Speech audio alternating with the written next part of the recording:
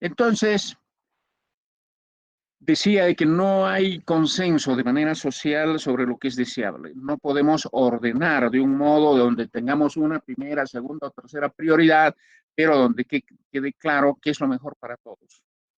Y entonces las políticas públicas no van a expresar, ¿no?, un consenso y no van a significar decisiones, ¿no?, para ir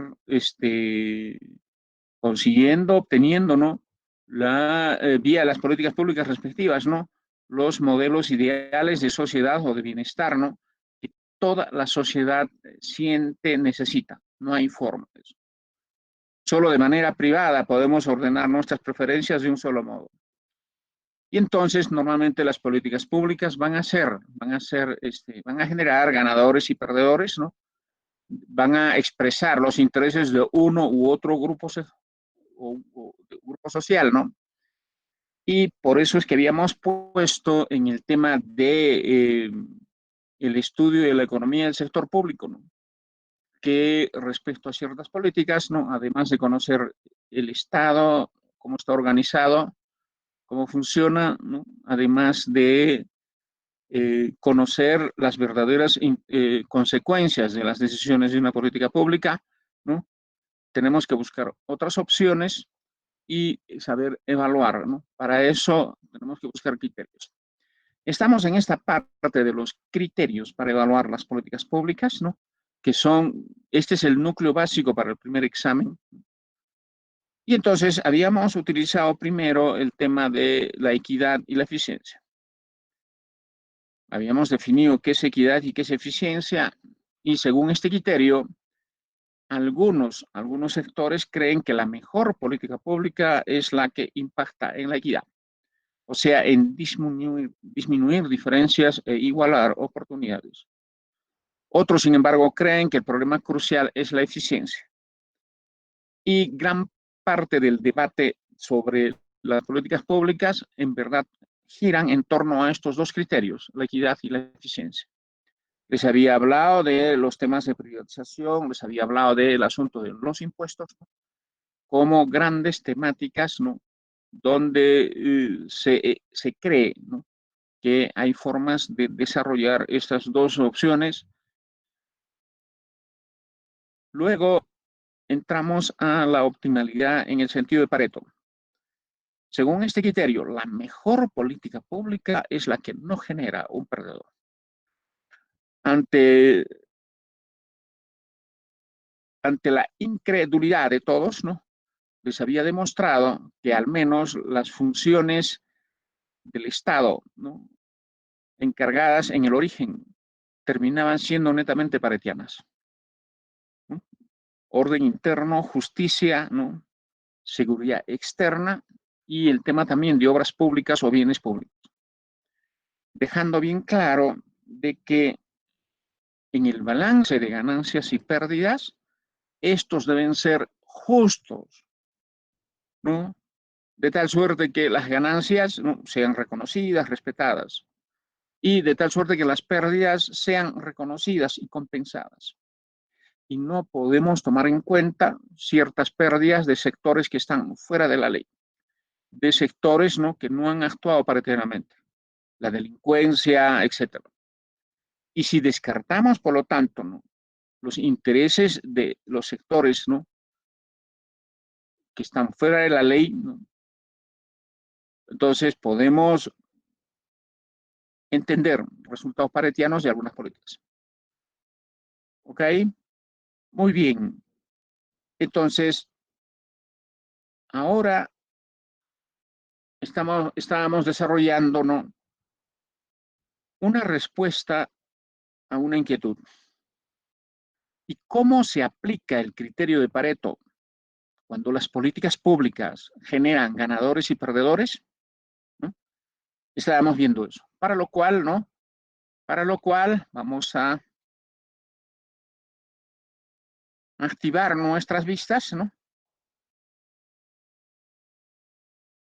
Y estamos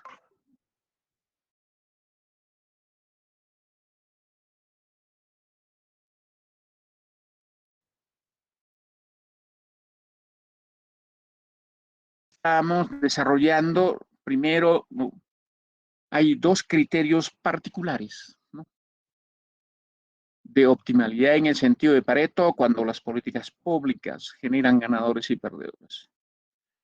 Uno primero era que si la ganancia de los ganadores es mayor que la pérdida de los perdedores, entonces, en teoría, estos últimos pueden ser compensados, configurando un resultado paretiano neto.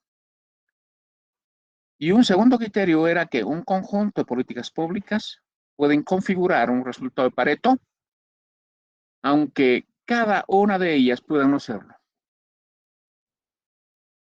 Entonces, hay dos criterios particulares, ¿no?, de óptimo sentido Pareto cuando las políticas públicas generan ganadores y perdedores. Entonces, estábamos desarrollando el primer caso, ¿no?, un ejemplo del primer caso en el que, ¿no?, les había dicho de que había una situación inicial de dos pueblos, A y B, separados por un río, pero conectados por un puente peatonal, ¿no?, a una distancia determinada que obligaba, ¿no?, a los de A y B, ¿no?, a los de A hacia B y a los de B hacia A, ¿no?, a trasladarse, asumiendo algunos costos, ¿no? Y esa era la situación sin política pública y en este caso sin proyecto. Luego el gobierno decide hacer un puente, ¿no?, para conectar directamente a ambos pueblos. Les había dicho si esa era una política paretiana, ¿cierto? Y habíamos discutido un poco de que no era paretiana en el sentido de que hay perdedores, porque en el sistema anterior de comunicación se habían desarrollado algunos servicios de apoyo, de soporte, ¿no?, en alimentación, hospedaje, forraje, etcétera, ¿no?, a las personas y sus animales, ¿no?, en el proceso de traslado de ellos y sus productos a comprar o vender. Y entonces el puente los dejaba sin mercado, los dejaba sin opciones, y que por lo tanto eran los perdedores de la política pública. Estos intereses son legítimos, ellos no desarrollaban ninguna actividad ilegal y por lo tanto son intereses a ser tomados en cuenta por la sociedad. Entonces, estábamos desarrollando, ¿no?, que primero identificando a los que son, ¿no?, a los que son los perdedores, ¿no?, ¿cómo podemos ahora, ¿no?, cómo podemos ahora, ¿no?, aplicar el principio particular 1 de Pareto? La ganancia de los ganadores, o sea, hacer el puente entre A y B, genera inmensos beneficios, inmensos beneficios. Entonces, si la ganancia de los ganadores es mayor que la pérdida de los perdedores, en teoría estos deben ser compensados, ¿no? Hecha la compensación, la política pública, o sea, hacer el puente, se convertía en netamente paretiana. Una forma de entender más o menos esto es lo siguiente, ¿no?, que en una situación en la que, ¿no?,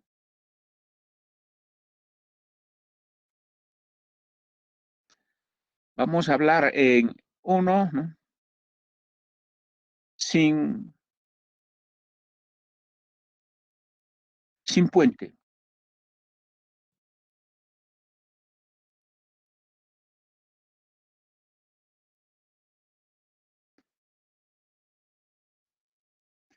Entonces, sin puente había, ¿no?, en términos de costos o gastos, ¿no?,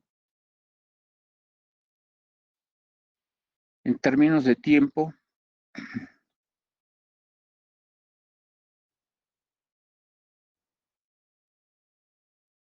en términos de riesgos,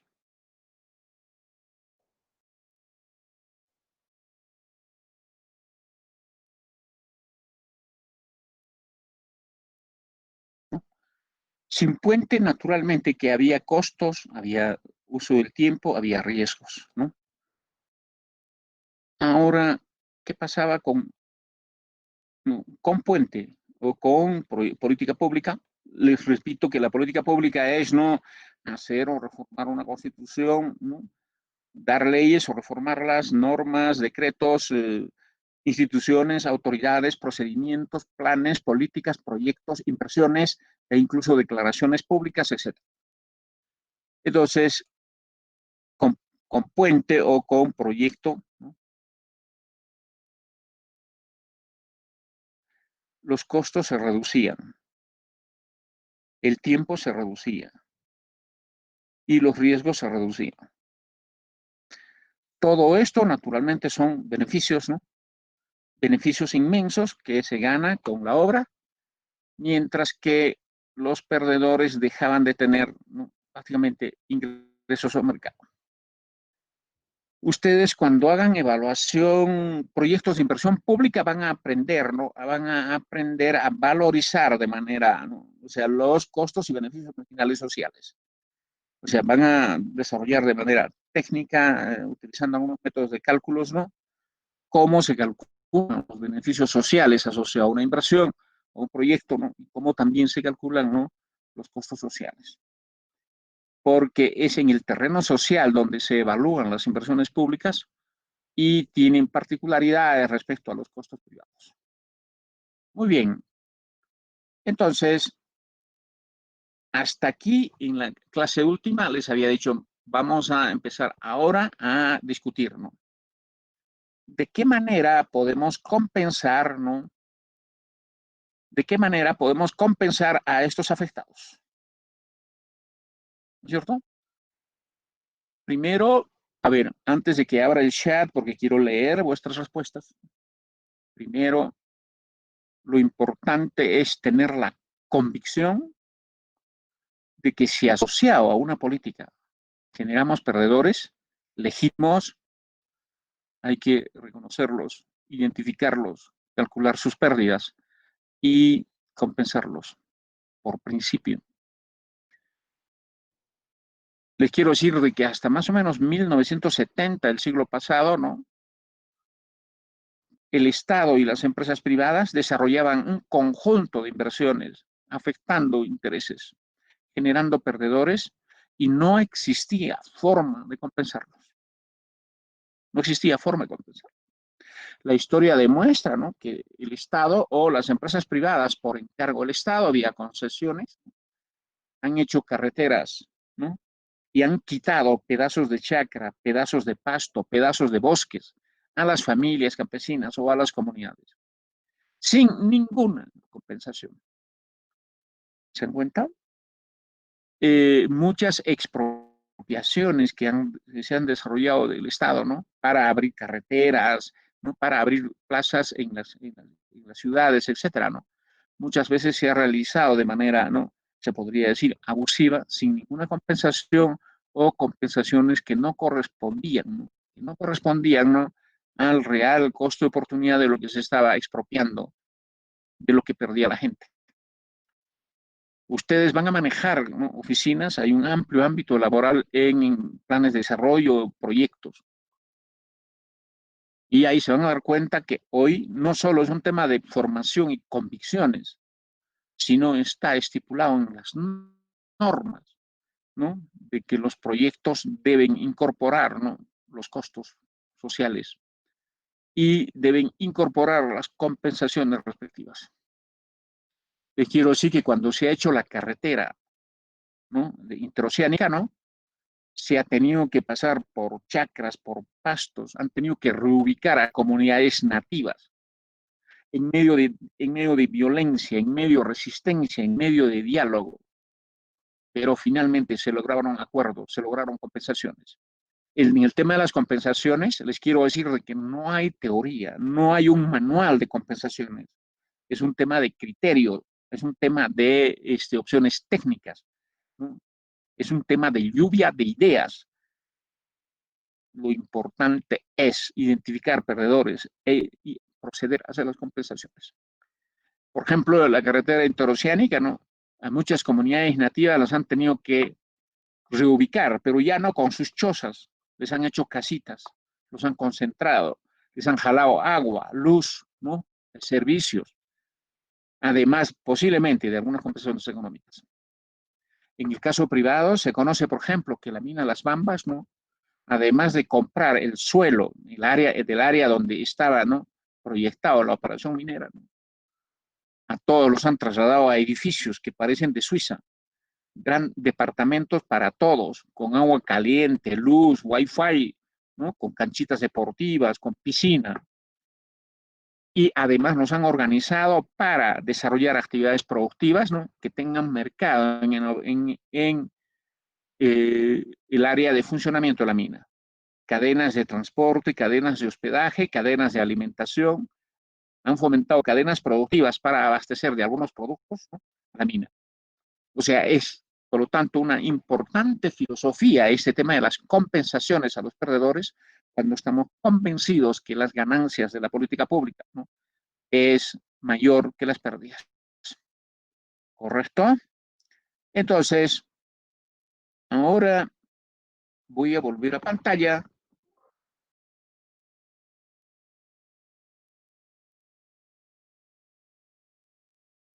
Voy a abrir el chat. Ya tienen ustedes una idea de la situación de los perdedores.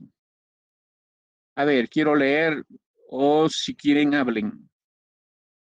¿Cómo podemos compensarles a los perdedores en el ejemplo del puente?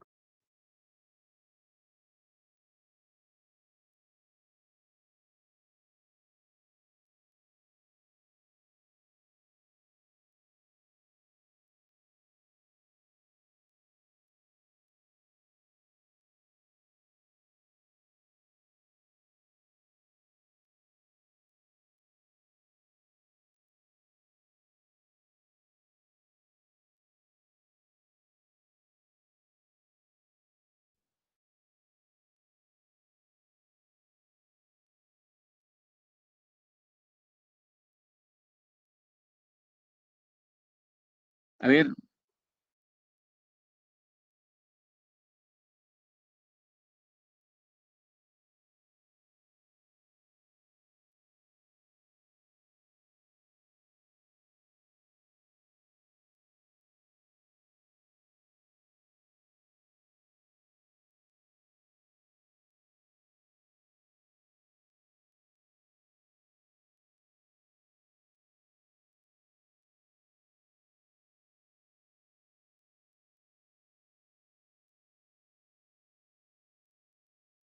esa política se utiliza cuando se hacen proyectos de irrigación que no van a favorecer a toda una comunidad, sino solo a las tierras en el nivel en que va a pasar el agua.